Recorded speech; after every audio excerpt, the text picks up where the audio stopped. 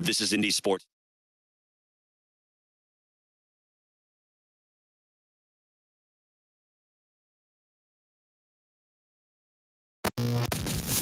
Ladies and gentlemen, it's time for... It's the Real Jonathan Smith Show on Indie Sports Ticket, 1430 AM and 99.5 HD2. What's going on? It's the Real Jonathan Smith Show here on Indie's Sports Tickets. Thursday, one more sleep till Friday. College football almost here for the weekend. Looking forward to that Indiana-Michigan game. We're getting into that today, talking Bills, Colts. Kevin Potts, he said to join me at 11. We're going to do kind of a more big picture NFL thing. Can't wait to have him on at 11. Kevin is always great when he comes on. Pacers, Jarace Walker, big game last night. Therefore, big game for me. Because, when the Pacers took him 8th, I thought he was going to be a good player. Then he spent last year in the G League, and, he played well last night. So definitely have to talk about that a little bit as well. But we're going to start with Bills versus Colts and some things that just don't make sense with this game. And look, every time I think about Bills versus Colts, I have the same question. How in the world are the Colts going to win this football game? Seriously, I have no idea how they're going to do it. And then yesterday, Shane Steichen was doing his press conference, and I believe it was Stephen Holder of ESPN who asked Shane Steichen just his general thoughts on the Buffalo Bills. Here's what Shane Steichen had to say about the Colts opponent on Sunday. I think when you watch them as a whole, their team defense, they fly around together. I think they play physical together. You know what I mean? They play their scheme and they play it well. You know what I mean? They've been doing it. They've been in that system for a long time with Sean McDermott and obviously Bobby Babich being there. They fly around and they play what they play, and they play it really well. Obviously the safeties, Rat back there. He's doing a hell of a job. Then up front with Oliver, he's a good player. And obviously they still got Von Miller, who's doing it at a high level. So it'll be a hell of a challenge. They're a good football team. Offensively, they're explosive. As we know, the quarterback makes that thing go, makes a lot of plays with his legs, getting out, creating the scrambles, creating the big plays. So we got to stay on top of that. Shane Steichen, Colts head coach right there, talking about their upcoming game against the Buffalo Bills. Oh, my gosh. I just don't know how the Colts are going to win this game. You just heard Shane Steichen run through it right there, just all of the challenges that this Buffalo team is, going to have for the Colts.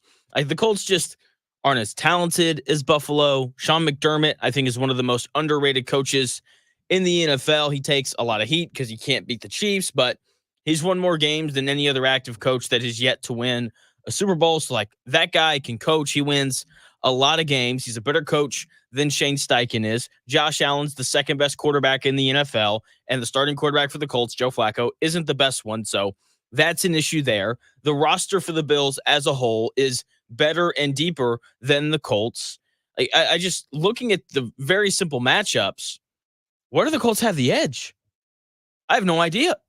The Bills run the ball better. They're averaging 4.4 yards per carry. The Colts are averaging 4.6 on the season, but as we all know, when Joe Flacco's the starting quarterback, the run game takes a hit. They're only averaging 3.7 yards per carry when Joe Flacco's playing quarterback.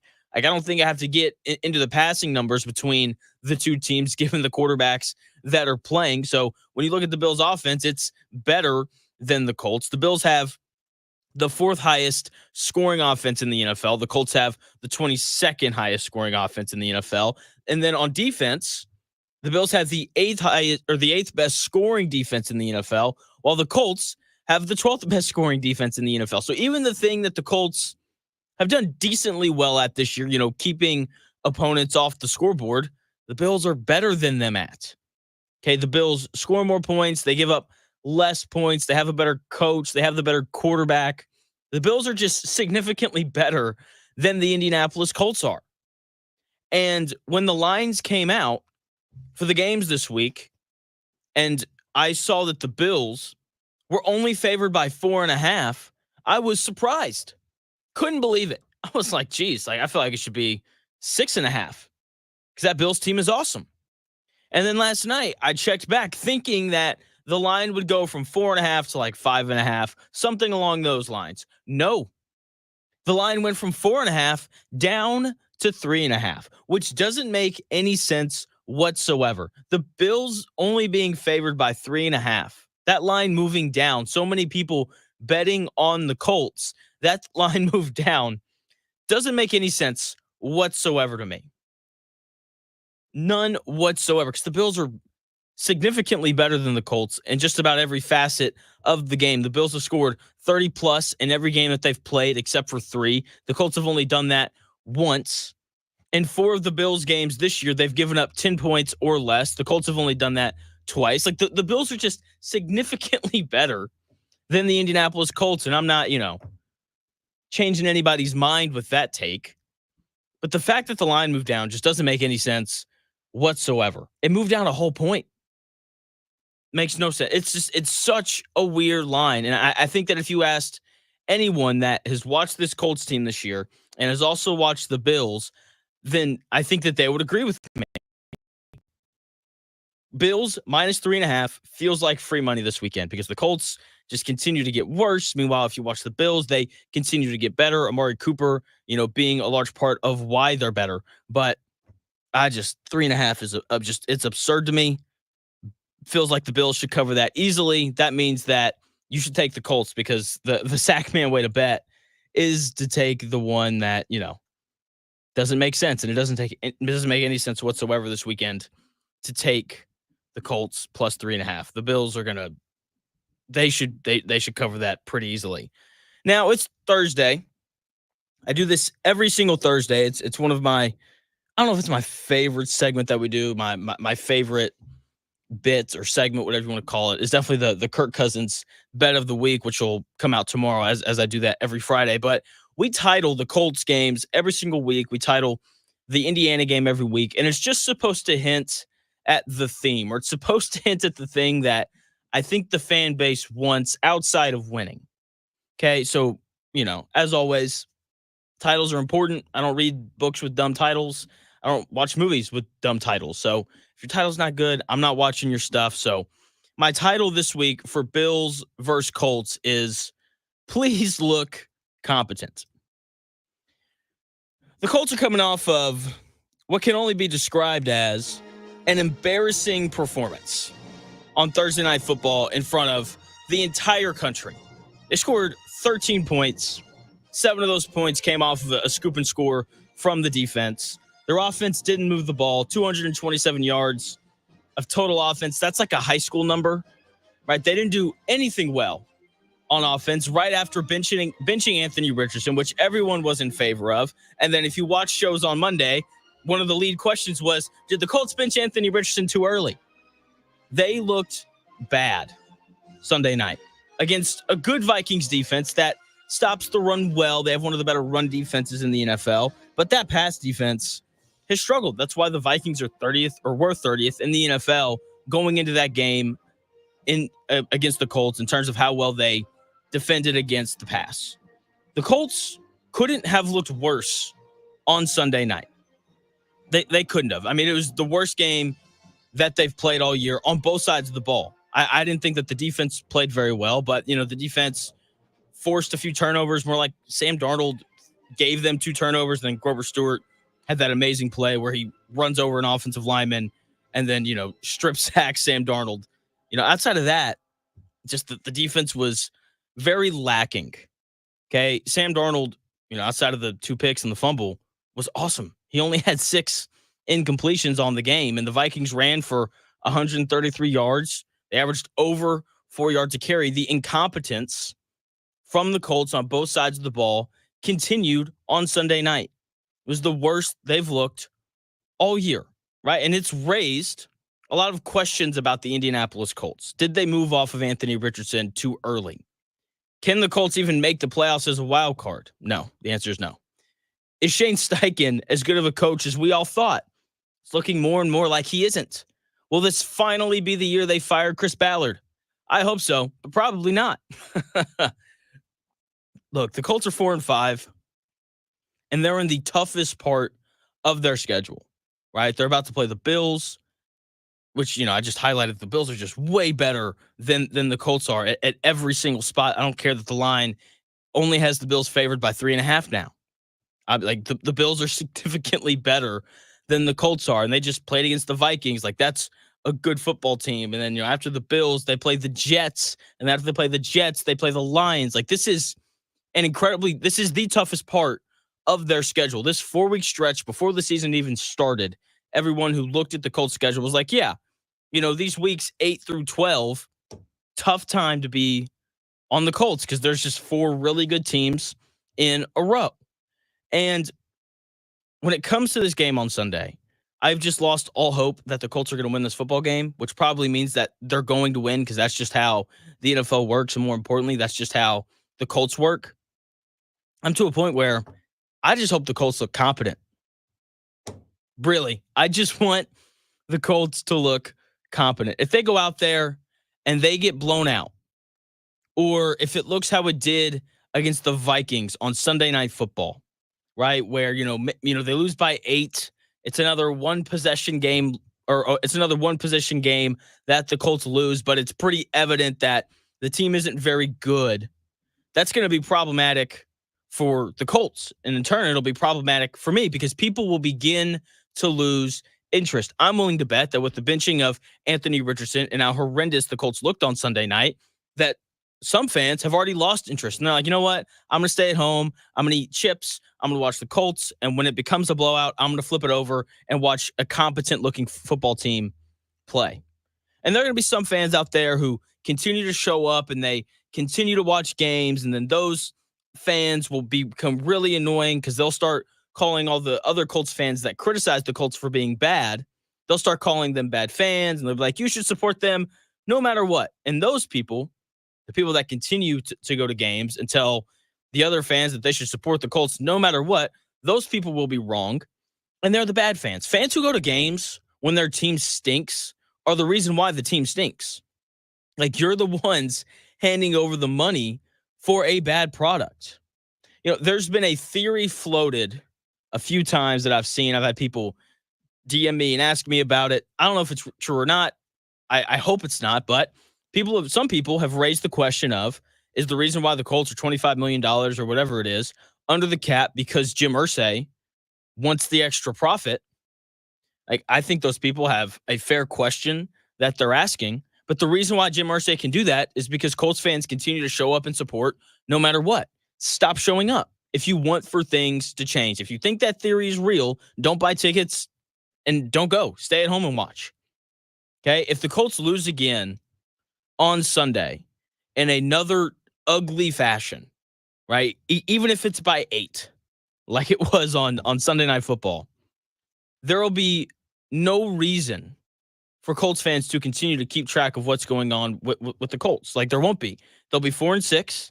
They'll have to play the Jets the following week, who are interesting now, right? They brought in Hassan Reddick, right? They made the trade for Devontae Adams, but it's like that feels like it's going to be a loss. And then they play the Lions. That's definitely going to be a loss. Like, if the Bills lose on Sunday, if the Colts lose on Sunday, they're going to lose a lot of people because Colts fans aren't going to want to give their hard-earned money or their time over to watch this bad Colts team continue to look incompetent. The Colts, from a business perspective, and for me and my radio show perspective, like, I like opening Mondays talking about the Colts. If they lose on Sunday, that probably won't happen. I'll probably have to open with Indiana, which is fine by me because that's a good football team that deserves our time, our attention. The Indiana Hoosiers, the way that they're playing right now, like, they deserve for people in Indianapolis to drive down to Bloomington, pay money to watch them play because they're actually a competent football team. The Colts are not, and they simply have nothing going for them, right? They make the switch to Joe Flacco. They say it's because that they want to compete right now and they want to make the playoffs and all these things. And then if you started off by going 0-2 and looking completely and totally incompetent in both of those games, why would fans show up? You're not doing anything that they want to see. There's no development of a young Anthony Richardson. There's not. There's nothing. Here's 39-year-old Joe Flacco and a bad football team around him. Like, why would fans want to keep up with that? Why would they want to go to games? Like, the Colts need to look competent just to keep interest alive. Now, look, they can lose, but if they play a really impressive game Maybe there's like a bad call or two that goes against the Colts, and that feels like that's why they lost, and they lose on like a last second field goal. Then like fans will be upset, right? They won't be happy that the Colts lost 2 in a row, but there will be some sort of hope of like, hey, we took a really good Bills team down to the wire.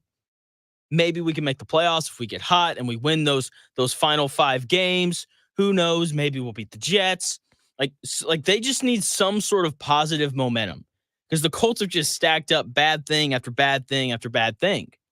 They went from Anthony Richardson's going to develop this year to, that didn't happen. And, people weren't happy about that. And then they went to Joe Flacco and people weren't happy about that. And then they looked bad on Sunday Night Football and people obviously weren't happy about that. They just need something good to happen. Now, the best thing that could happen would be a win, obviously. But if they look bad again, I think they're going to lose a lot of interest from fans and from people. Okay. And the thing is, the thing this year that's very different from years past is like the state of Indiana. Like, while I believe it is a basketball state, and that's why we're going to talk Indiana Hoosiers later on in the show. It's why I'm going to talk a little bit of Pacers. Like, people in Indiana enjoy football. Like, they want the Colts to be good. They want for Purdue and Indiana to be good. And in years past, the Colts have really been the only outlet for that because Indiana hasn't been good and neither has Purdue. That's not the case right now. Like, Indiana or Hoosiers that want their fill of football for the weekend don't only have to look forward to Sunday now. They can get it on Saturday with the great team that is down there in Bloomington and that's currently ranked number 8 in the country. When was the last time that happened? Colts better get their stuff together or they will quickly become second fiddle to the Indiana Hoosiers and their football team because the Indiana Hoosiers, the product that they're putting on the field is 1,000% worth going to watch, while with every passing game, it looks like the Colts are not worth going out to watch. I got a great show in store for you today. Colts Bills, just hit on that. We're going to talk Michigan and Indiana here in this next segment. Kevin Potts, he's joining me at 11. Indiana basketball, they played their first game last night. I felt pretty good based off some things that I said before the season started. So we're going to talk Indiana versus SIEU. We're going to talk Pacers Magic. Jarace Walker, he's kind of emerging a little bit, or potentially could be emerging. We'll see. He's got to play more than one good game, but I want to talk about his performance and just the Pacers kind of as a whole. But when we come back here in about 4 minutes, Michigan, Indiana, we're going to keep it rolling with the titles. I am so intrigued to see how Indiana looks on Saturday. I'll give you my thoughts on that game when we come back here in about 4 minutes.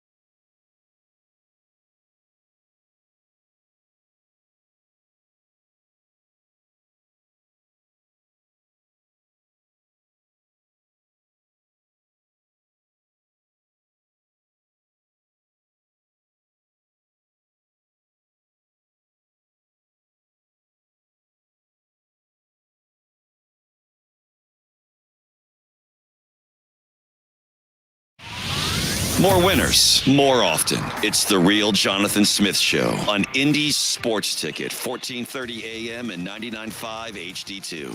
What's going on? It's the Real Jonathan Smith Show here on Indy's Sports Ticket. Hopefully you're having a nice day. One more day till Friday. Let's go. Getting closer and closer to the glorious thing is the glorious thing that is the weekend. Can't wait for the weekend. I got things planned, which doesn't happen very often. I'm a very go with the flow kind of guy. Not really. I'm more of a wake up on Saturday, ask my wife if we have any plans, and if she says yes, then we go do those things. It's very rare that I'm in the loop on what all is happening, which is fine by me. Anyway, Saturday, looking forward to it. Indiana, big game, taking on, of course, the Michigan Wolverines, a team that has, oh man, how do I put this lightly? They have not lived up to the expectations that were set before them. Before the year started, I think that, people would have, or I know that people wrote this game down as like, this is going to be a tough game, playing against Michigan, coming off the national title. But now it's just kind of like, yeah, Indiana favored by 2 touchdowns. They should win pretty easily. And while I agree with that sentiment, Indiana should win this game easily. Because if you're Michigan, it's hard to win games if you can't throw a forward pass. There is an interesting thing about this game that Indiana has not had to put up with yet during this season. That's why the title for this Michigan versus Indiana game is the first team with real talent. Michigan, it's a talented football team. This is the most talented team Indiana's played all year. There's no way around it outside of the quarterback position, of course, because Michigan doesn't have a good quarterback. They just don't throw the ball well. They have the second worst passing offense in the Big Ten. Okay, so outside of the quarterback position, this is the most talented team Indiana's played since 2015. That's not right. Since 2020, Michigan has only brought in top 15 recruiting classes. That's a net ranking between transfers and freshmen, so that's not all of one or all of the other. So well-rounded out. They've recruited both well. Michigan is going to have players that match up with the size, speed, and skill of Indiana. And this is the first time this year that we're going to see this. Okay, Nebraska, outside of that 5-star freshman quarterback, wasn't as talented as Indiana. Washington, new coach. Some guys followed Jed Fish from Arizona. A lot of guys stayed, so Washington wasn't super talented. It's the same thing with Michigan State, new head coach. They weren't overly talented. And the rest of the teams that they've played, the Northwesterns of the world, like they clearly aren't as talented as Indiana was. And now they're going to play Michigan, who has recruited well these past, several recruiting cycles with both transfers and freshmen. Michigan's 5-4. Okay, and that's obviously disappointing for them coming off the national title, victory. None of their losses have been bad, though. Like, I went back through Michigan's schedule, and they just kind of caught a pretty tough break with all these teams that they're having to play. Their worst loss of the year was against Washington, who's average. Okay, I wouldn't say that that's a bad loss. Washington's probably one of the 40 best teams in the country. Their other 3 losses are to Oregon, they're currently the number 1 ranked team in the country, Texas, who's currently the 5th ranked team in the country, and Illinois, who's been ranked at times this year and is probably one of the 35 best teams in all of college football. Okay, it's not like Michigan's out here losing to Northwestern and Maryland. Okay, like the teams that are beating them are some of the best teams in college football. Okay, they're not losing to Rutgers. They're not losing to UCLA or anybody like that. They're losing against real teams that have some decent players. Okay, and the reason why Michigan's winning games is because they can really run the football. That's what they do. They're averaging 165 rushing yards per game. That is the bulk of where their offense comes from because they have the second worst passing offense in the Big Ten.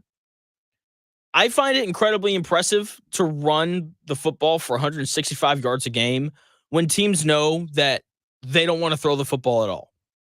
Like, to me, to still be able to find success on the ground is impressive. Michigan is going to have the best offensive line.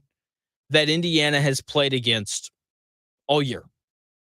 Okay, like this Michigan offensive line is good, right? There's a difference between, playing against Michigan State and limiting their run game like, Indiana did so brilliantly, last week. There's a difference between playing against Michigan and the talent they have up front than there is playing against Nebraska or Washington. This is the best running team Indiana will have played all year long, as well as the most talented team Indiana has played all year long. So I'm very intrigued to see how Indiana's front seven matches up against the talent that Michigan has.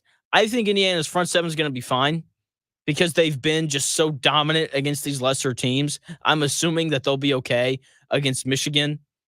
Okay, but I'm not as concerned about the front seven because I know that Michigan just can't throw the football.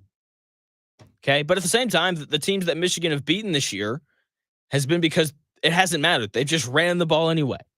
Like Michigan is talented enough to push teams around if they are not ready. Okay, and look, that's not a concern at all because when Kurt Cignetti is your head coach, you're going to be ready no matter who you play against, right? But when you look at Michigan's wins this year, it's because they ran the ball incredibly well. They ran for 148 yards against Fresno State to open the year, which isn't great, right? That's below their average. But then they followed it up the next week with 301 yards rushing against Arkansas State. I don't care who you're playing against. When you run the football for 300 yards, that's just incredible, right? And then against USC, a game that they, were able to squeak out, they ran for 290 yards. That's against a Big Ten team. USC, not great this year. I get that, even though I still think USC is better than some other people do. But, hey, that's neither here nor there. When you run for 290 yards against a Power 4 football team, that's absurd, right? And then they beat Minnesota. They ran for 155 yards against them.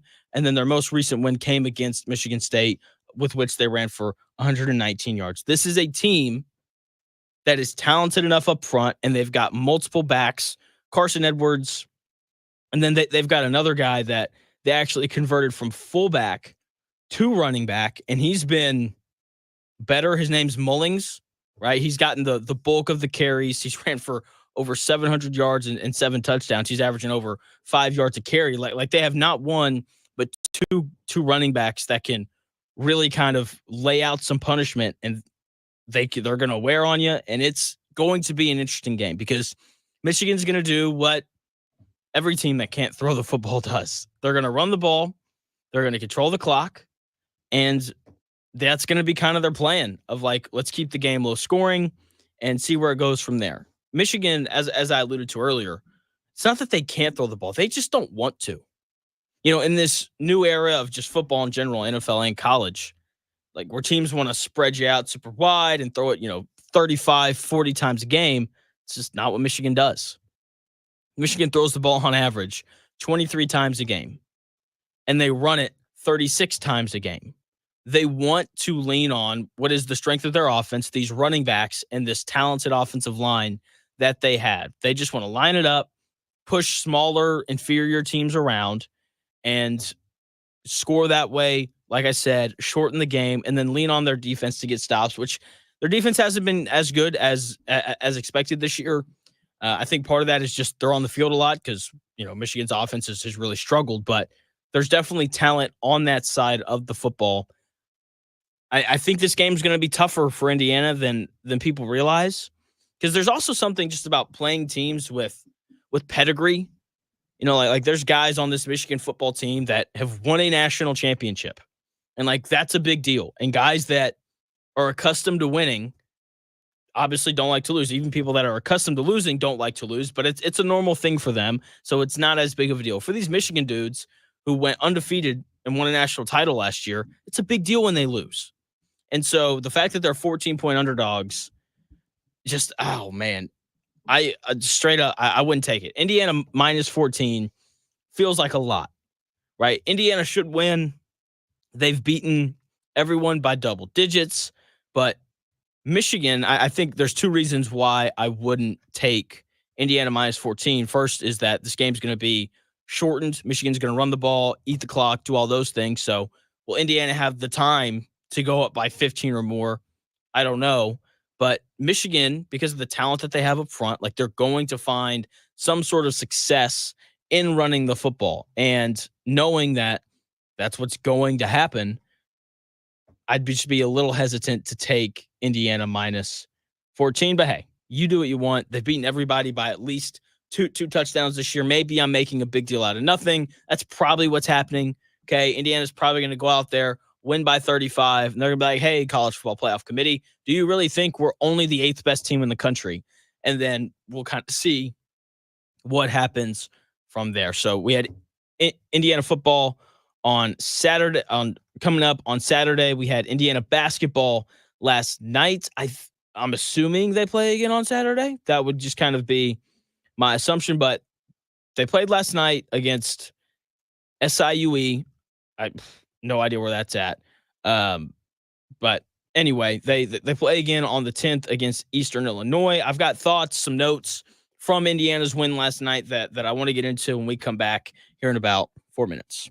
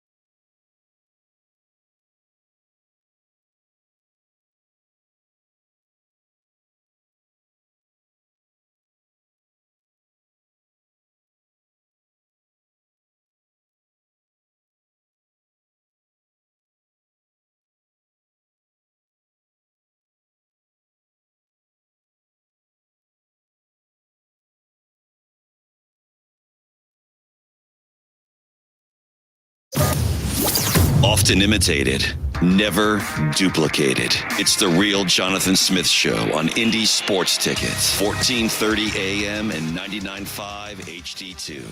What's going on? It's the real Jonathan Smith Show here on Indy Sports Tickets. Thanks for tuning in, no matter how you're tuning in, whether that's on 1430 AM, the Indy Sports Ticket app, which you can download wherever you get your apps. Maybe you're watching on YouTube, Indy's Sports Ticket. If you want to head over there and subscribe, plenty of ways to listen. Now, Indiana, they beat SIEU last night pretty handily, which isn't a surprise at all because SIEU just isn't very good.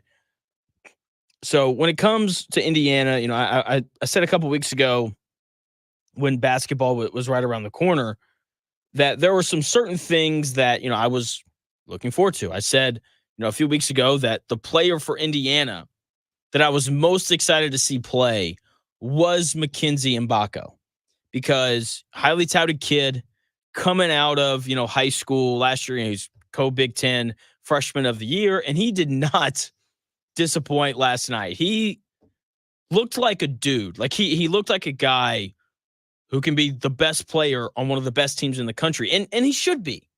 The dude's 6'8". He's athletic. He can shoot the crap out of the ball, right? He only shot 33% from three last year. And it looks like he's improved as a shooter, which is something else that I mentioned for Indiana, because that's something that they needed. They didn't have any sort of consistent shooting last year, and they might have some this year. We'll see. If Mbako can continue to line him up and knock him down, then they definitely will. And that was one of the big things I wanted to see from them last night was, are they a better shooting team? They shot 38% from three, which is good. That's a good number to be at. They were 6 of 16, so they didn't take a ton, but the ones that they did take, they made. Most of that was Mbako being awesome. He was 4 of 5 from three. Miles Rice hit a three. Trey Galloway hit one. I thought he was great off the bench. More on him here in a bit. Luke Goody, he didn't hit a three, but given what he did at Illinois last year, I think it's safe to assume that he'll be fine and he'll knock down some threes at some point. Back to Mbako, who was once again just an absolute dude last night. 31 points, which led the team. 9 rebounds, which led the team. I thought his defensive effort was good. You don't realize how big that guy is until he guards smaller players, and you don't realize how athletic he is until he stays in front of those smaller players. I thought Mackenzie Mbako was awesome last night. And hopefully that's a preview of what to expect from him this whole year. Okay, look, obviously he's not going to be 13 of 17 shooting every night, and he's not going to hit 4 out of 5 threes every night, but he was impactful in multiple ways. He wasn't just a scorer like he could be at times last year. He rebounded so well, right? 9 rebounds, 3 of them offensive, right? Rebound, put it back up, easy 2 points. Like he went and he got points in other ways other than, coming off of a screen or taking someone off the dribble one-on-one. Like he was so impressive to me. He impressed me more than anyone else. And it wasn't just the shooting, it was the effort. And it looks like he took his summer and he got better. Now look, it's SIUE. Okay. I'm not going to freak out here. All right. Like a lot of season left. Once again, SIUE, they aren't very good. They're playing Eastern Illinois on Sunday. Thank you, Gritty, for telling me it was Sunday, not Saturday. And then their following game after that, I believe it's on a Saturday. They play South Carolina at home, who lost to North Florida, but that's like a Power 4 team. We'll see how Indiana looks in that game. I think that'll be the first game that we kind of figure out how good or not good the Indiana Hoosiers are. So looking forward to November 16th when that game rolls around. But for the first game, I thought Mackenzie Mbako was really impressive. Trey Galloway, a guy who started last year, did not start last night. He came off the bench and he played really well. I thought he played well. Okay. Like he just ran the offense, right? He had 9 assists. He found Omar Ballo, rolling to the rim multiple times. He just looked in complete control. Like his pace of play looked solid. I thought that there were times last year where he looked a little sped up, and that led to some bad turnovers and some bad shot attempts, and that just wasn't the case last night. Once again, it's SIUE. They probably don't have the athletes or the guard defenders to speed Trey Galloway up, but I mean, 9 assists is still 9 assists. He only had 2 turnovers. That's a lot of production in only 17 minutes of play.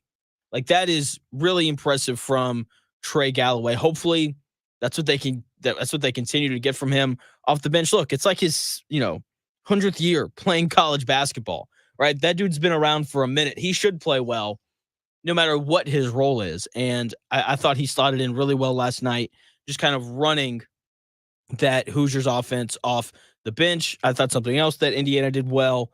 They got to the free throw line. They knocked him down. They were 14 to 17 shooting from the free throw line. Look, you don't have to make a ton of threes to win, especially in college basketball. You just need to make the open ones. And if you aren't going to make a ton of them, get to the free throw line. Indiana did that, and obviously make your free throws. They were 14 of 17. And look, Indiana still has Omar Ballo and Malik Renew, 2 guys on the inside that can really score. So they're going to throw the ball inside a lot, which is fine. They just better make free throws when they get fouled, and they better finish around the rim with efficiency. That is another one of the ways to combat opposing teams that just shoot the ball better than you do. There were a couple things, though, with Indiana that they didn't do well that are concerning. They didn't rebound. I know Omar Ballo had 15 points, but he wasn't good. He turned the ball over 4 times, and he only had 6 rebounds. He's the biggest dude on the floor by a lot. 6 rebounds in 28 minutes for the biggest guy on the floor is unacceptable. SIUE was tiny compared to Indiana. How does SIUE get 16 offensive rebounds? How does that happen? That is something that has to be cleaned up immediately, because when you get into Big Ten play and you're playing against, the Big Ten kind of tends to always have a lot of size. When you're playing against bigger teams, you're going to give up more offensive rebounds if they don't get that cleaned up. You can't give up 16 offensive rebounds and expect to win. You also can't turn the basketball over 16 times against good teams and expect to win. That is 32 possessions, 32 extra possessions that they just handed over to SIUE. Good teams will blow you out if you do that. Okay, so they have to be better on the glass, and that's the most important thing. And they also have to be better at not turning the basketball over. After those scrimmages, after both of them, I get on Twitter and everyone's just going crazy for Miles Rice. But 5 turnovers from your starting point guard isn't going to cut it. That'll get you beat. It will. 9 of the Hoosiers' 16 turnovers came from 2 players, Ballo and Rice. If those guys can figure it out, then I think Indiana will be fine in terms of turnovers. But you got to be better on the glass, and you have to be better at not turning the ball over. All in all, those things seem fixable. Rebounding's just an effort thing, and turnovers, first game, speed's a little different. Maybe that's what it was. But Indiana, they look like they're going to be good this year. The talent's clearly there, especially if Mackenzie Mbako is going to be as dominant and if he's going to be as dominant and as engaged as he was on both ends of the floor, Indiana's going to have a good year. I had a good night last night because after watching the Indiana game, I went back and I watched Pacers Magic. Hello, Jarace Walker. I'm so glad he played well. So glad that he played well last night. He was awesome. 7 of 7 shooting, 3 of 3 from 3. He scored 17 points. He had 6 rebounds, a couple steals, and a block in 23 minutes. That's the best game of his short career by far. By far. He had a 15-point game last year in Sacramento, but aside from that, he's been pretty underwhelming. And I thought that the biggest difference that I saw with Jarace Walker last night compared to the other games that I've seen him play was he just looked much more confident than normal, especially on offense. Right? Defense, he's been fine. I was actually more impressed with him defensively last night than I was with him on offense. So I quickly want to hit on how well he defended last night. So he checks into the game in the first quarter, and he has to guard Franz Wagner.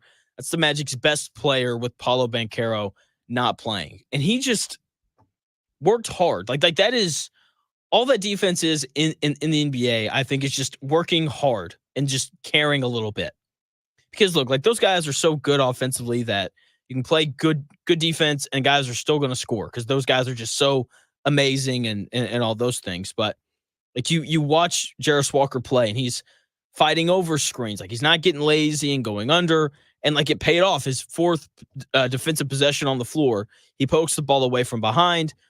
Pacers get a fast break. Obi Toppin winds up getting fouled. Like his efforts, I think, really stuck out, because he's working to get over these screens. And then a couple possessions later, he works over one. He draws a foul, an illegal screen, ball going the other way. And then to close the quarter, he made what I thought was the best play of his night. Maybe not of the whole night, but of his night. This is the play that really stuck out. There was a loose ball, right? So the Magic bring it up. Ball gets poked away. Ball's loose. Magic, they pick it up. They throw it to Mo Wagner, who's under the basket. Time's winding down for the quarter. Walker flies in from the corner, swats the ball away. The whole play was effort and athleticism. That was why the play was made. And I think that perfectly describes who he is on the defensive side of the floor. Plays hard. He's incredibly athletic. He's big, long, all those things. He makes mental mistakes from time to time, but the dude's like 20 years old. Okay, he hasn't played 100 games in the NBA yet. So the mental mistakes are going to happen from time to time, but the physicality was there. The effort was there. And that's what I think you want to see from big young wings who are learning how to play defense in the NBA, because that's incredibly hard to do. Offensively, confidence was there. It was the quickest I've seen him make decisions since his time in the NBA started, right? He got a couple easy buckets off cutting to the rim, right? He only scored 3 buckets off the dribble. He had a floater with about 4 minutes left in the third quarter. He had a pull-up mid-range jumper with about 1:30 left in the third quarter, and he hit a pull-up 3 with about 10:40 left in the fourth quarter. Everything else was catch and shoot or cutting to the rim. It was just impressive. He's grown a lot. Once again, he did all this stuff offensively while also being the primary defender of the Magic's best scorer. Like, so many players show up in the NBA and their entire basketball experience has been handling the ball. And Jarace Walker is no exception to that. He played point guard in high school at Houston. They put the ball in his hands a ton, which makes sense because he was the number 8 overall pick. And then last year in the G League, like, he played point guard. He had the ball. And so, and then obviously, he gets, he's called up. He's playing with the Pacers. And like, when you're playing alongside Tyrese Halliburton and Benedict Mathurin and Pascal Siakam and Andrew Nembhard, you're just not going to get the ball as much, even if you're as talented as Jarace Walker is. So he's having to learn and adjust to playing off the ball for the first time in his life. And it's just taking him some time to learn how to do that. And hopefully this is a sign of things to come with the injuries. He's going to have to keep playing because the Pacers just don't have enough wings without him. So hopefully we see him continue to grow and continue to be better. It's one game.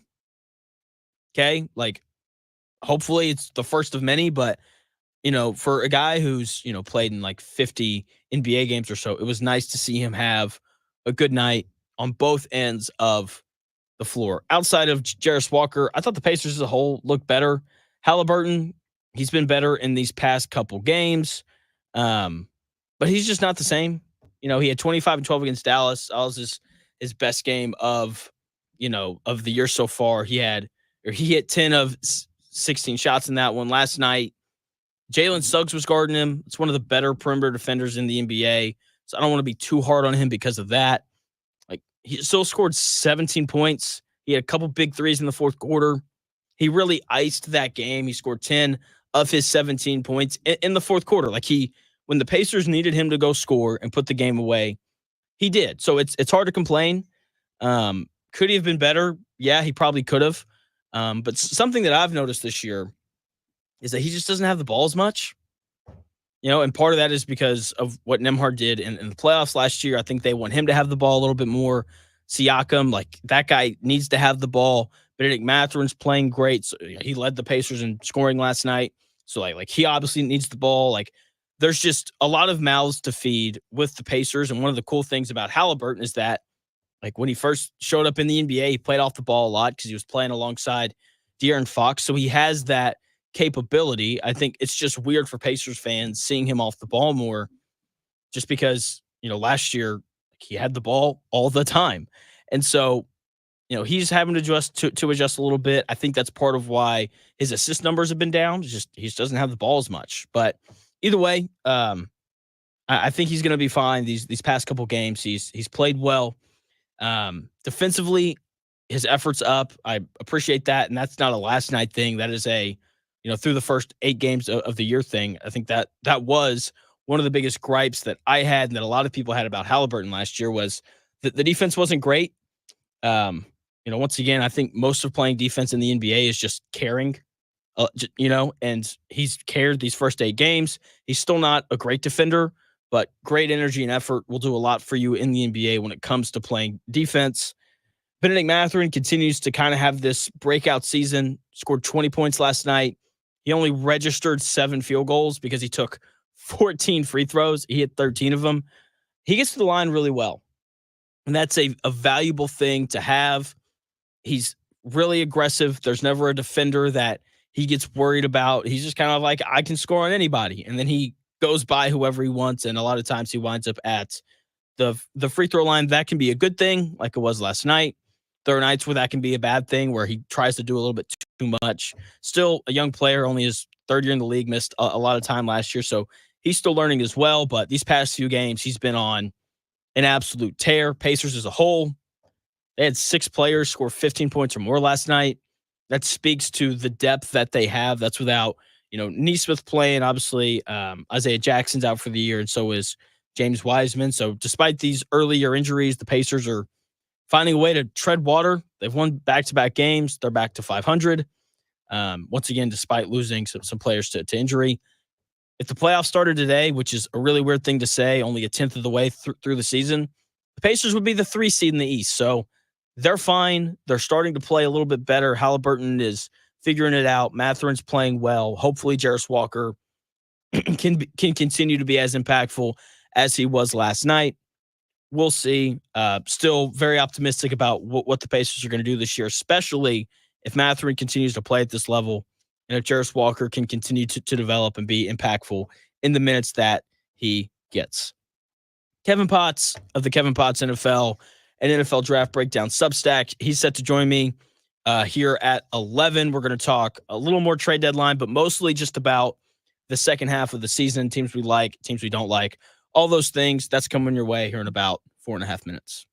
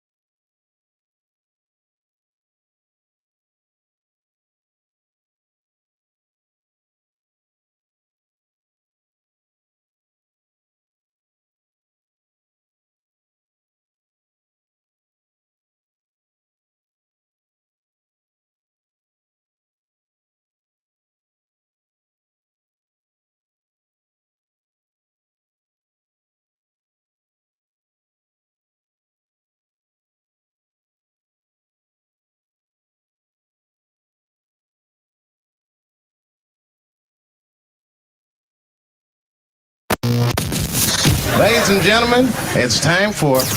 It's the Real Jonathan Smith Show on Indy Sports Ticket, 1430 AM and 99.5 HD2. What's going on? It's the Real Jonathan Smith Show here on Indy Sports Ticket. Hopefully you're having a nice week. Joining me now is Kevin Potts, the Kevin Potts NFL and NFL Draft Breakdown Substack. Kevin, what's going on, man? How you doing? It's always a pleasure to come on here and talk some NFL football. Dude, I'm doing so well. Before we talk NFL, do you have any thoughts on the college football playoff rankings that came out the other night? It's about what you'd expect. You have those blue bloods at the top and teams like Indiana and BYU that continue to win and not lose don't get respected because they don't have big logos next to their name. But, it's the first one.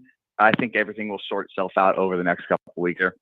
Yeah, that's what's going to happen. A lot of those, some of those teams play each other, or they play other good teams that are just kind of hovering outside the top 12 or whatever. So, yeah, like you said, it'll sort itself out, and we'll see what happens. So, what were your biggest takeaways from the trade deadline? Who got better? Who got worse? Who did things that didn't make any sense? What were kind of your thoughts? Yeah, I think the main one I saw is the three big receivers getting traded. Amari Cooper to the Bills, Hopkins to the Chiefs, and then most recently Deontay Johnson to the Ravens. Some of those happened before the trade deadline day, but I think those are the three that would make the biggest difference when you have those type of players going to probably the three biggest contenders in the AFC and the quarterbacks that play with them. Those are the three that I think make the biggest impact long term. But we've kind of chimed in about those. So I think the trade I was most interested actually on trade deadline day was Marshawn Lattimore to the Commanders. And it wasn't even just, I think it was an amazing trade by the Commanders. They paid a pretty penny for it. I think the Saints came out pretty well.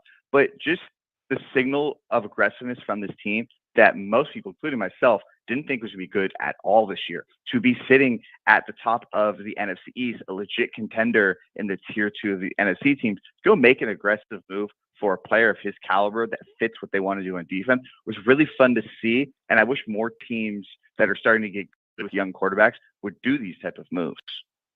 Joined by Kevin Potts, writer of the Kevin Potts NFL and NFL Draft Breakdowns Substack. I'm with you. Love the Lattimore to Washington thing. I love that they're making a move to be good right now, and they're not just happy with being 7-2.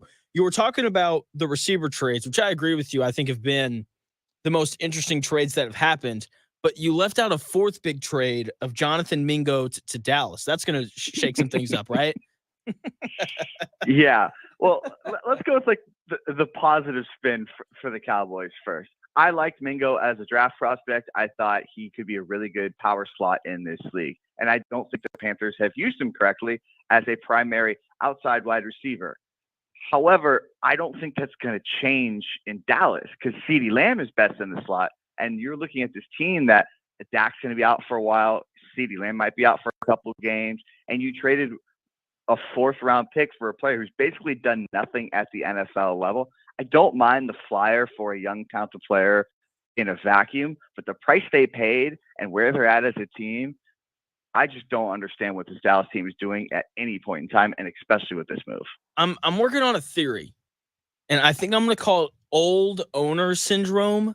Guys like Woody Johnson and Jerry Jones who know that they're getting up there, and they just want to win just a little bit before they end up passing the team off to whoever they're going to pass it off to. We see the Jets hitting every panic button that they can. We'll pay Hassan Reddick whatever he wants. We'll trade for Devontae Adams. We'll bring in 40-year-old Aaron Rodgers. And then with the Cowboys, they're just delusional. Like, of course we're going to win right now. Cooper Rush is back there. Let's go. And so that's kind of my theory. It's old owner syndrome. What do you kind of think about that? I mean, that's what it feels like. At least with the Jets, they're adding good players. So, like, they're making bad decisions, but at least the players coming in have a history of success. No offense to Mingo and Trey Lance, but you're spending fourth-round picks on players that have done absolutely nothing in the NFL level. And there's a reason that this Cowboys team that was really good last year, or at least pretty good last year, has really fallen off when you make no meaningful moves to get better. So I kind of agree. I think he's just flying by the seat of his pants because he doesn't really care. Yeah, it's just, which, my thing is like, wouldn't you want to like set your son up for a little bit of success? But I don't know. I guess Jerry doesn't really want to do that. Joined by Kevin Potts, writer of the NFL of the Kevin Potts NFL and NFL Draft Breakdowns Substack. So I'm going to give you an opportunity, Kevin, to do something no one has had the willingness to do on any program in the country that I'm aware of. Okay, and I'm aware of a lot of programs. Are you brave enough to say that the Lions are better than the Chiefs? No. I am a 49ers fan, and I have watched my team get its heart ripped out in 2 fourth quarters by Patrick Mahomes and the Kansas City Chiefs. I will never come up here and say a team is better than them until I see it happen in a Super Bowl. And that's probably not great analysis, and it's probably not the smart thing to do, but I have too much PTSD of watching that team in the playoffs, and I'm sure I'm not the only fan base that feels the same way. Yeah, I I get that. Are you close though? Because like every time I watch the Lions, I'm like, geez, they're just blowing teams out. It feels like no one has really any sort of chance whatsoever whenever they're playing against them.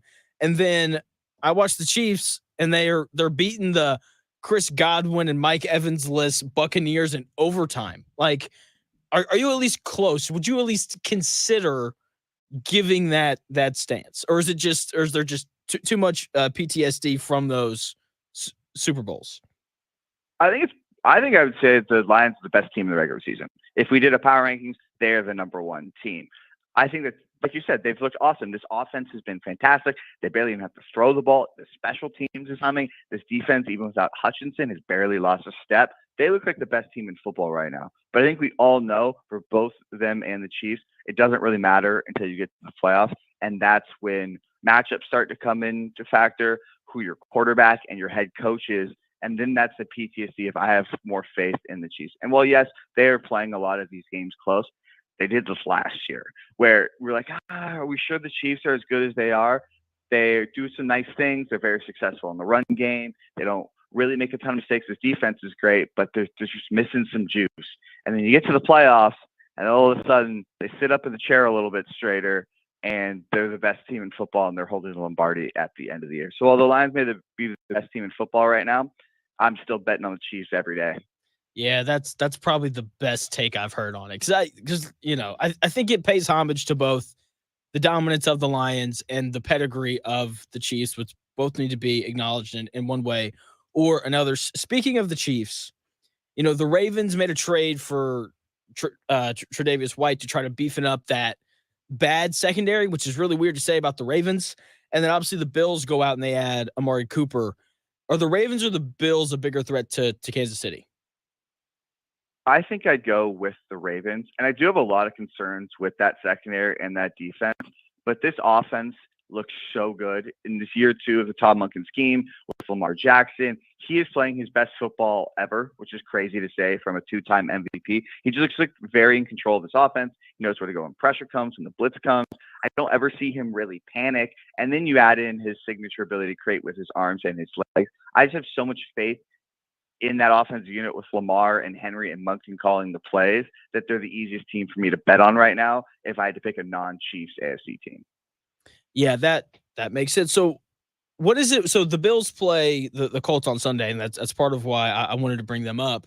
What is it about them, I guess, that I don't want to say makes them so good? Because, there was a lot of expectations for them coming into the year with them taking a bit of a step back. I didn't hold that opinion. I don't think you did either, if I remember correctly. And is it just as simple as Josh Allen's amazing, or is there something more to them this year? Because they feel a little bit different. They feel better, honestly. Yeah, I mean, obviously, Josh Allen being amazing is definitely a helpful factor in this, but I think it's the run game going. I think this is the best year I've seen of James Cook since he came into the league.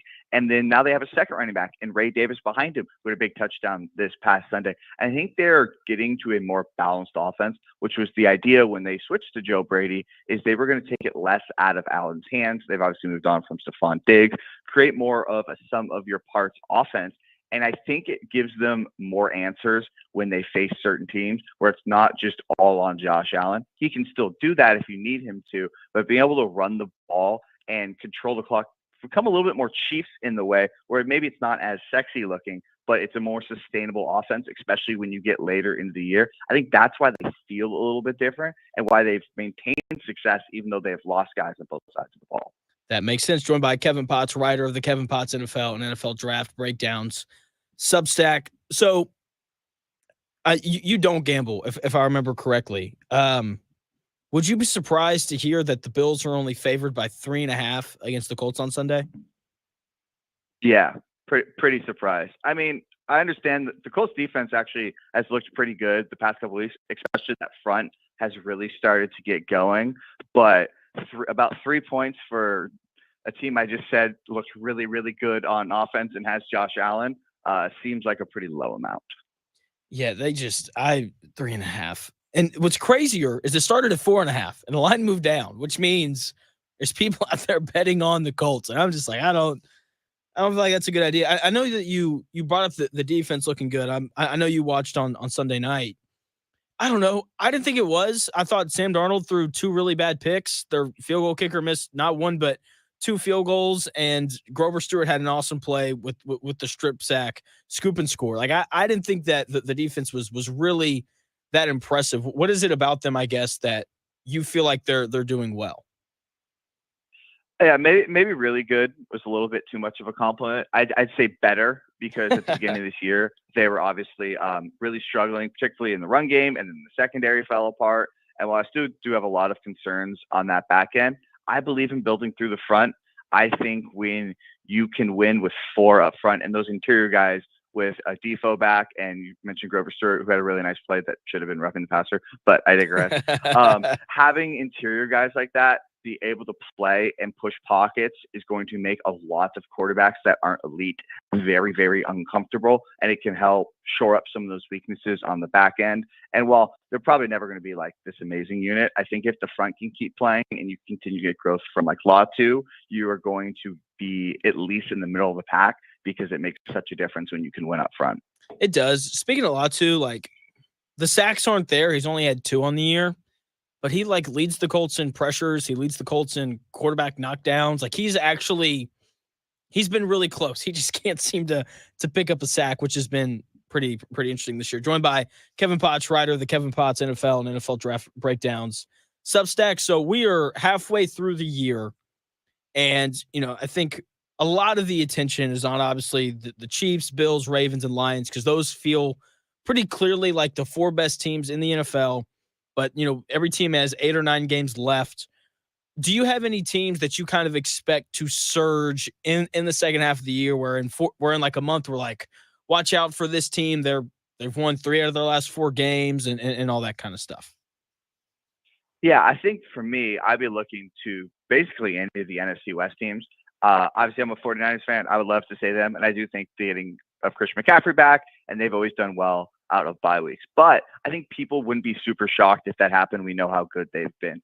I want to talk about a team that scares me the most in that division, and that's the Los Angeles Rams. Yes. And particularly because of what they do on offense. We obviously know how great Stafford and McVay are, but when Kyron Williams, Cooper Kupp, and Puka Nacua all play at the same time, which isn't often because they get hurt a lot, this is like a historically good offense. It's one of the best offenses over the past 10 years if you lower the sample size enough, just because we don't see it a lot. So I think if you can keep that entire offense healthy, this is a team that can push for 30 plus in every game.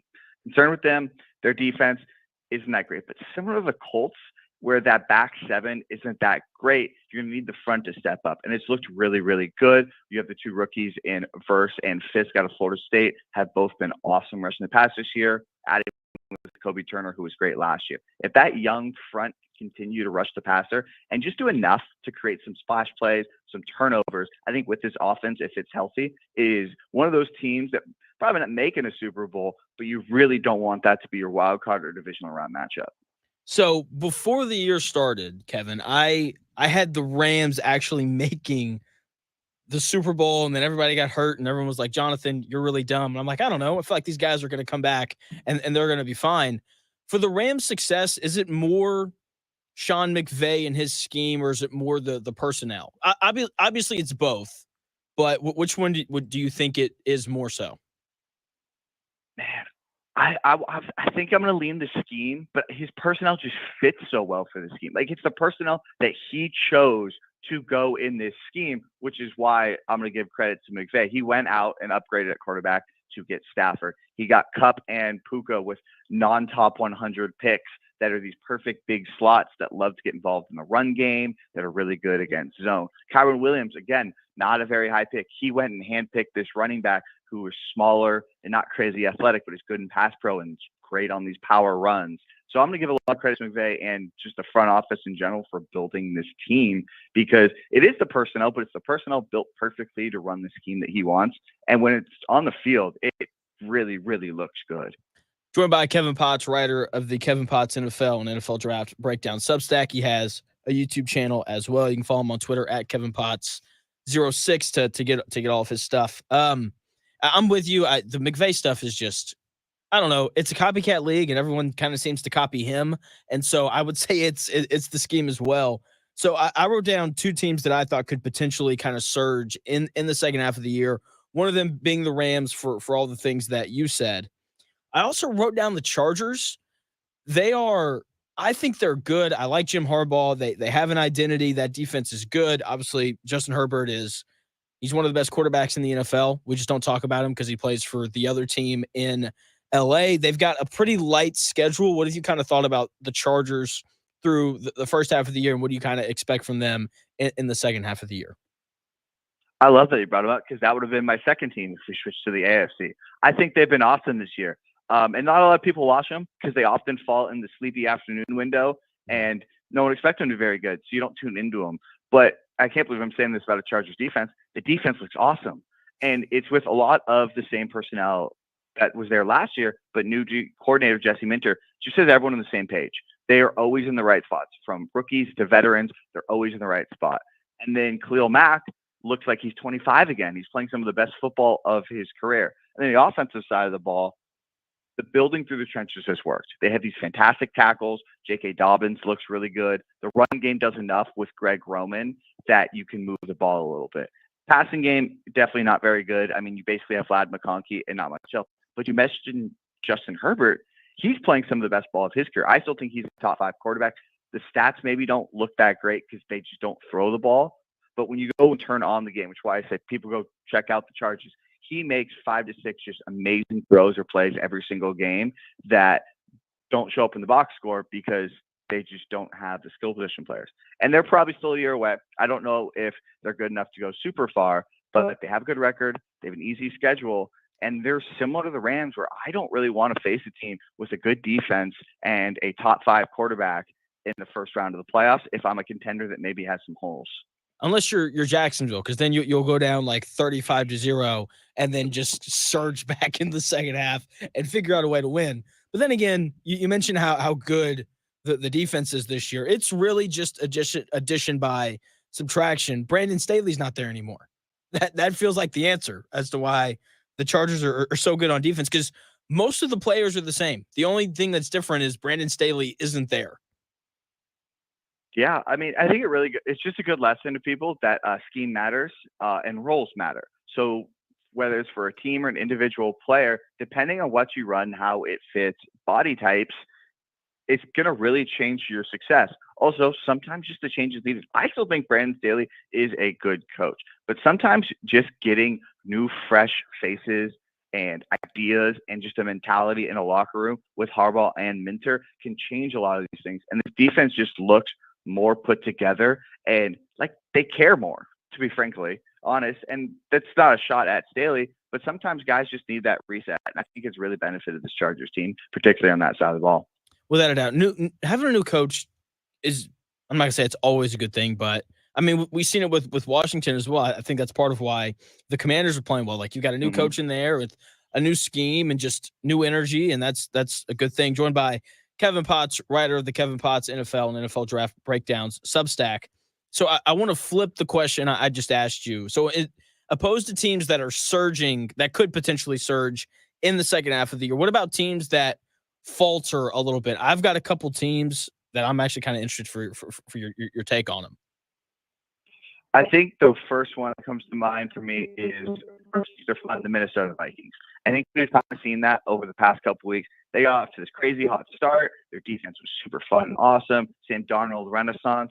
and it's kind of stalled. I believe they're around like 20th in success rate over the past month on offense. They've lost their franchise left tackle, Christian Jarace, who, if people don't know him, he is top 3, top 5 left tackle in the league. He's a massive loss for them. And even though they've tried to replace it, you can't really replace a guy like that.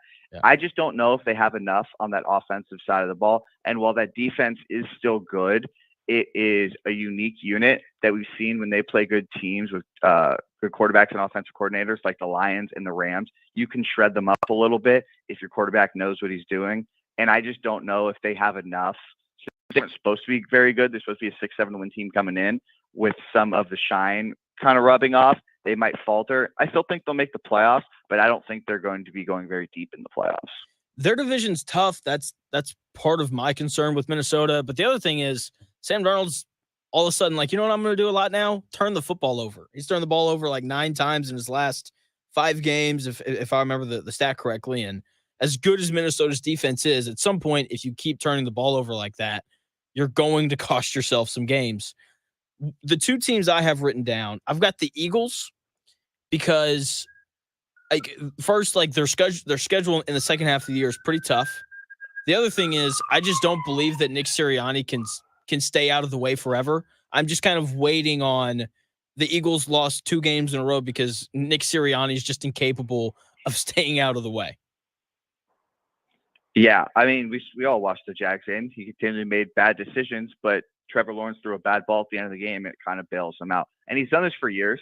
He makes these bad decisions against bad teams, and the Eagles are so talented, and it bails him out, and he learns the wrong lesson, and it bites him in the ass later down the line. I agree.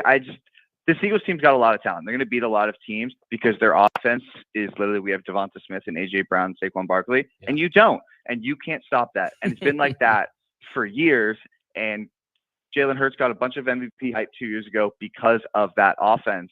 But as some of the edges have started to fray, the offensive line's not as good. Some of the injuries for the wide receivers have picked up. It just hasn't looked as good. And they're 6-2. They're scoring a lot of points. I do think they have some nice players on defense in the secondary, but I don't trust the head coach and quarterback.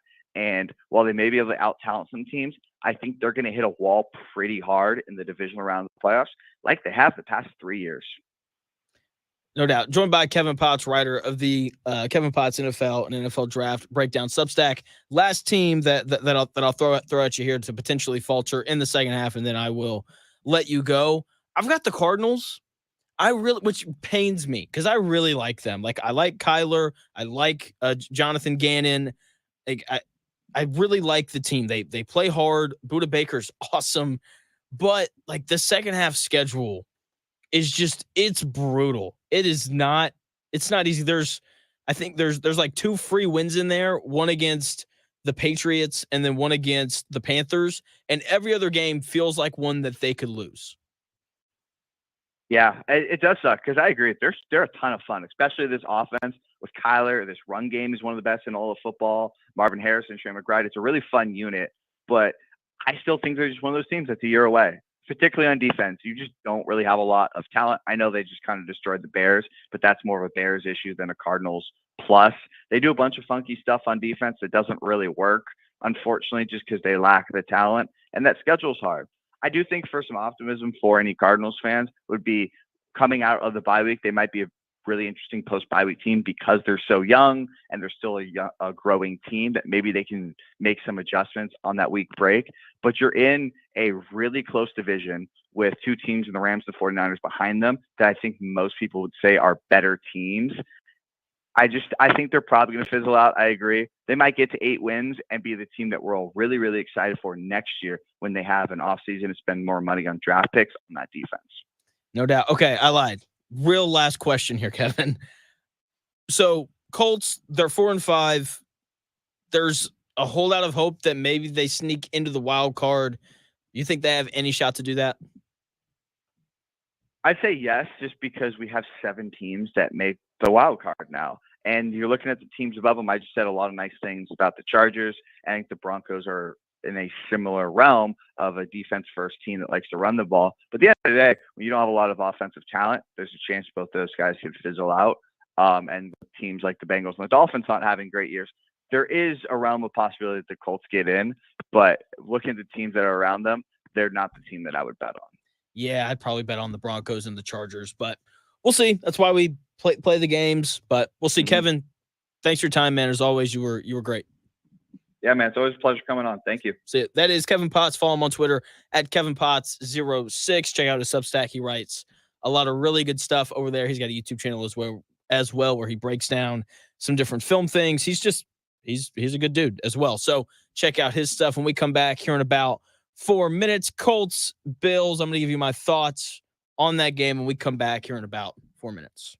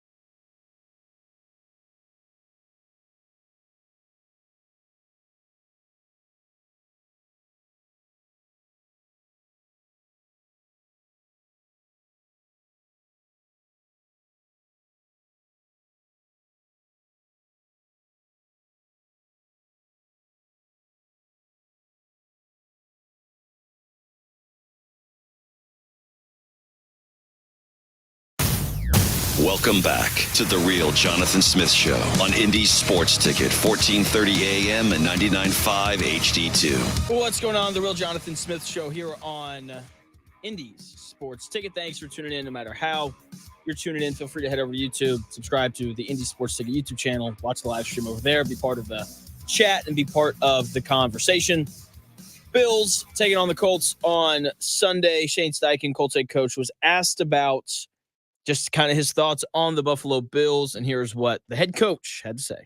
I think when you watch them as a whole, their team defense, they fly around together. I think they play physical together. You know what I mean? They play their scheme and they play it well. You know what I mean? They've been doing it. They've been in that system for a long time with Sean McDermott and obviously Bobby Babich being there. They fly around and they play what they play, and they play it really well. Obviously the safeties, Rat back there.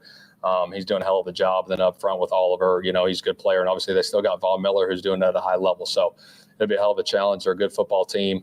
Offensively, they're explosive. As we know, the quarterback makes that thing go, makes a lot of plays with his legs, getting out, creating the scrambles, creating the big plays. So we got to stay on top of that. Shane Steichen, Colts head coach, right there, talking about just the Bills and all of the problems that they're going to throw out at the Colts. And I don't know how they win this game. I really don't. Like I've been sitting around, I've been thinking about it, and I keep coming back to the same issues. The Bills are more talented than the Colts. Sean McDermott takes a lot of heat, but that's a good football coach. One more games than any other active coach that has not won a Super Bowl. He's a better coach than Shane Steichen. Josh Allen, that's the second best quarterback in the NFL. I know some people love Joe Flacco, but Joe Flacco was not better than Josh Allen, which I know is going to blow some people's minds. The Colts don't really have an edge anywhere. Okay, the Bills run the ball better, right? They're at 4.4 yards per carry. The Colts are at 3.7 yards per carry when Joe Flacco plays. Like I don't need to go into the passing numbers because obviously Josh Allen's better than Joe Flacco, so I don't really think I have to explain any of that. Like the Bills are just better. Like they in every category. Like, you know, the Commanders and the Lions and the Ravens have all gotten a lot of attention for their high-powered offenses, and rightfully so, but the Bills have the fourth highest scoring offense in the NFL. The Colts have the 22nd. The Bills have the 8th best scoring defense in the NFL, where the Colts have the 12th best scoring defense in the NFL. Like the Bills score more points, they give up less points. Like the Bills are just significantly better than the Colts are. And the fact that the Bills were only favored by 4.5 points when that line opened was surprising. It was like, oh, it's going to be like 6.5. And then, you know, but they put it at 4.5, which is fine, you know, whatever. And then the line moved down to 3.5, which doesn't make any sense whatsoever. The Bills have scored 30 plus in every game that they've played except for 3. And the Colts don't have a good defense. Also, the Colts have only scored 30 plus in a game once, so they're not going to go blow for blow with the Bills on the scoreboard. They're going to have to find a way to get stops, and I'm just not convinced that the Colts are going to be able to do that because this offense hasn't looked good with Joe Flacco under center, and the Bills they've got a good defense. Like in 4 of the Bills games this year, they've given up 10 points or less, and I just don't think that this Colts defense is going to be able to keep this Bills offense in check enough for this game to be close. And the fact that the line moved down is baffling. Couldn't believe it when I saw it last night. I was like, this thing moved down a whole point. And Colts fan on YouTube asking me when the Colts scored 30. They did it against the Jacksonville Jaguars when they lost 37 to 34. Anyway, but the fact that line moved down just doesn't make any sense. It doesn't. Like the Bills are, in my opinion, the third best team in the NFL, the second best team in the AFC. You look at the Colts, and it feels like they just continue to get worse. Okay, and I don't know. The line's weird. I think if you asked anyone who watches the NFL, the Colts and the Bills, they would agree. We'll see what happens, but I've got no faith in the Colts covering on Sunday, and I've got zero faith whatsoever in them winning. When we come back here in about 4 minutes, we're going to get into the titles for the Colts game against the Bills and for the Indiana game against Michigan. Love doing the titles every week, trying to point to a theme or a hope that I think Colts fans have going into all these games. So I'm going to give you those titles when we come back here in about 4 minutes.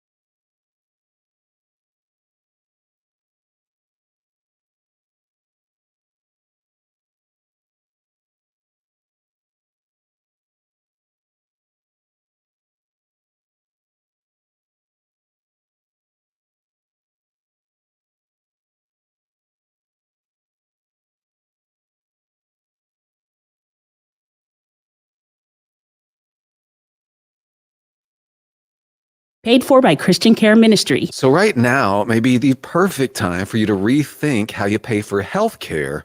And here's why. This time of year is decision time for a lot of people, but it's also when you can join MediShare and save even more than usual.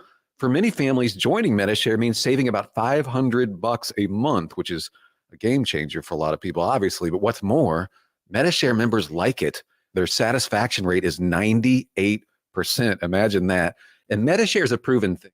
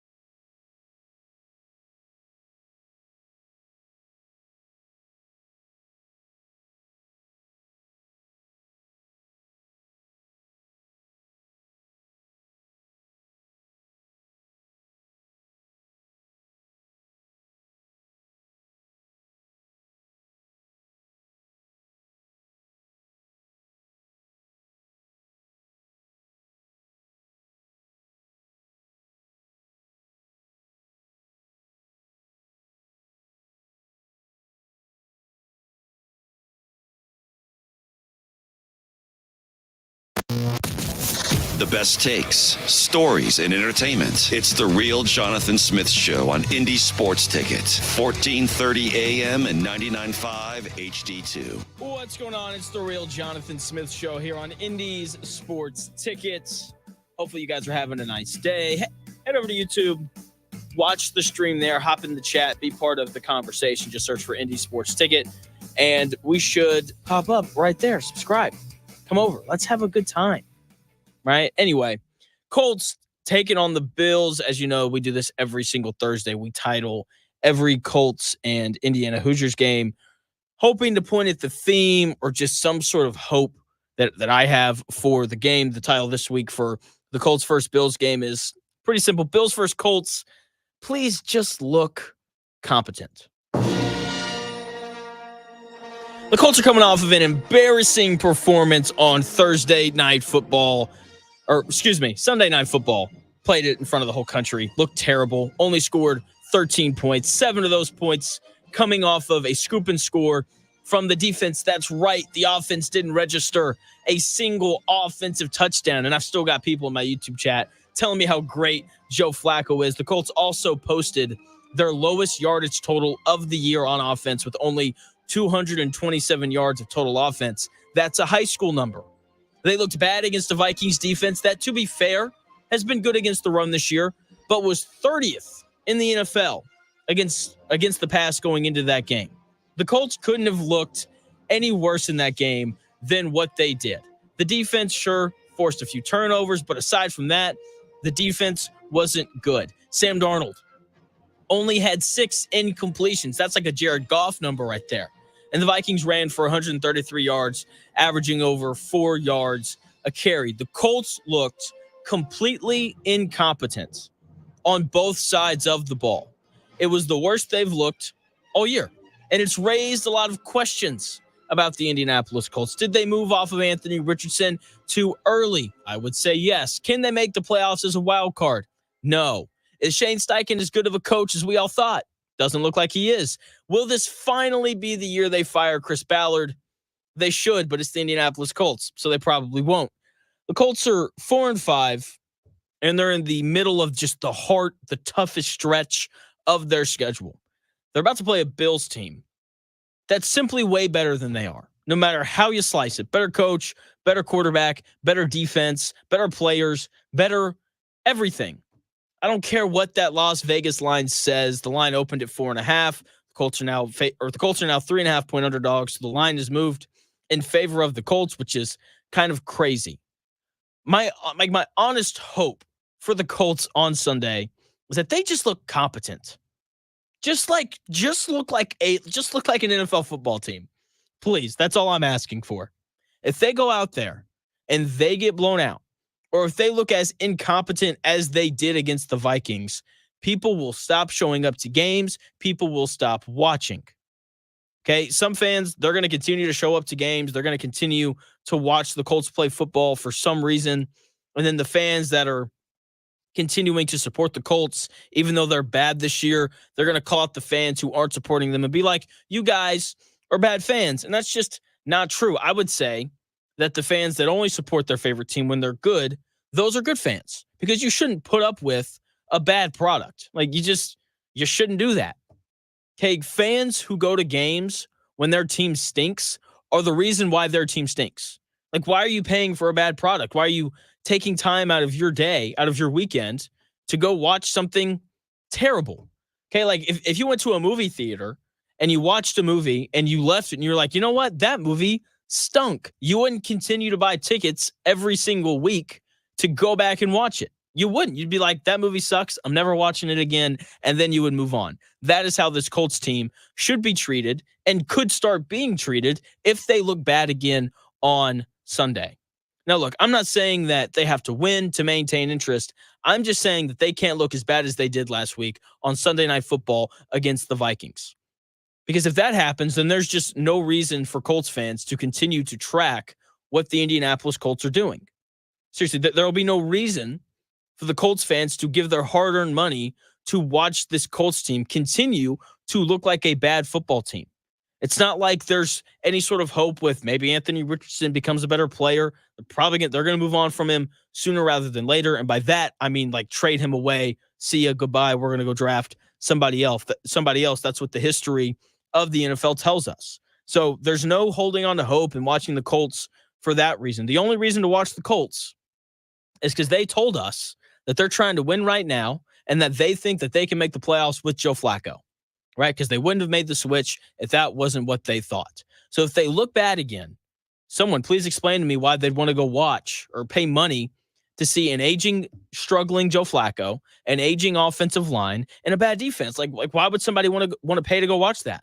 Watch the game on your couch. When it gets ugly, change the channel. That's what I would do, but I'm paid to talk about the Colts, so I'm going to have to sit through those probably horrific losses. The Colts need to look competent just to keep fan interest alive. They can lose, right? But if they lose 27-24, right? But, they lose because there were a couple bad penalties. They caught a couple bad breaks, but they looked like a good football team. Then, fans would be upset because they lost. But there would still be enough belief in, hey, if we beat the Jets and then we finish the year strong with one of the softer parts of our schedule, we could still make the playoffs. But if they go out there and they fail to register an offensive touchdown again, and they fail to register 250 yards of total offense again, then fans will be done. And they'll turn their attention to the Indiana football Hoosiers, right? Because that is actually a good product. Like that is a product worth taking 3 hours out of your Saturday to sit down and watch, or to drive down to Bloomington and watch. Because that's a good team that actually looks competent every single week, unlike the Indianapolis Colts and how bad they looked against the Vikings. Okay, so they need to look competent for their own sake on Sunday and for mine. Because I want the Colts to win. I want them to be good. I'd like to be wrong about Joe Flacco. I don't think I am, but we'll see how it goes. Speaking of Indiana, they're playing Michigan on Saturday. Big game, right? Indiana needs to stay undefeated. They go 11-1 with a loss to Ohio State. They could still get in the playoff. I don't know. We'll have to wait and see what the other teams do. But Indiana just needs to keep winning. Just win out. Just beat everybody, and let's not worry about it. This is an interesting matchup for Indiana, just because of the talent that Michigan has, and that has inspired our title for for Indiana versus Michigan. It is Michigan versus Indiana, the first team with talent. Michigan, it's the most talented team that the Hoosiers have played all year, outside of the quarterback position. Since 2020, Michigan has only brought in top 15 recruiting classes. That's a net rating between transfers and freshmen. Michigan is going to be the first team Indiana has played all year that has the talent and the players to physically match up with IU. Okay, Nebraska, outside of that 5-star freshman quarterback, not as talented as Indiana. Washington, not as talented as Indiana. Michigan State, definitely not as talented as Indiana. Okay, Michigan, they're 5-4, right? And they're obviously disappointed coming off of, a national championship season. But when you look at their schedule, you see 5-4, and it's like, oh, they're not very good. But then you look at their losses. The worst loss of the year is against Washington on the road. And as we've seen, teams have really struggled with the long travel, either, from Indiana or Ohio or Ohio or whatever, out to USC or Oregon or Washington or whatever. So I don't really view that as a bad loss. And then their other 3 losses are to Oregon, the number 1 ranked team in the country, Texas, the 5th ranked team in the country, and Illinois, who's bounced in and out of the top 25 throughout the season. It's not like Michigan's out here losing to Maryland or Northwestern. Okay, Michigan is a little more competent than I think people realize. They can really run the ball. They're averaging 165 rushing yards a game. That's the bulk of where their offense comes from, because they have the second worst passing offense in the Big Ten. Okay, and to run for an average of 165 yards a game when teams know that you aren't going to throw the football is impressive. This Michigan team, they have the offensive linemen to test this Indiana front that's been incredibly dominant to start the season. If you don't believe me, just go back and watch that Indiana versus Michigan State game where Indiana holds Michigan State to negative 1.1 yards per carry. Okay, that to me has been the most impressive thing with Indiana. That front seven has been dominant, but Michigan, this is the best rushing attack Indiana has faced all year. Part of that is because of the talent that Michigan has up front, but they also have a ton of talent at running back as well.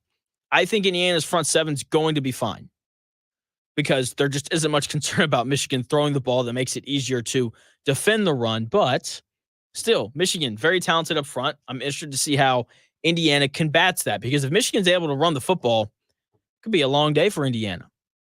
Okay. And Michigan, look, when teams play them, they know that they aren't going to throw the football.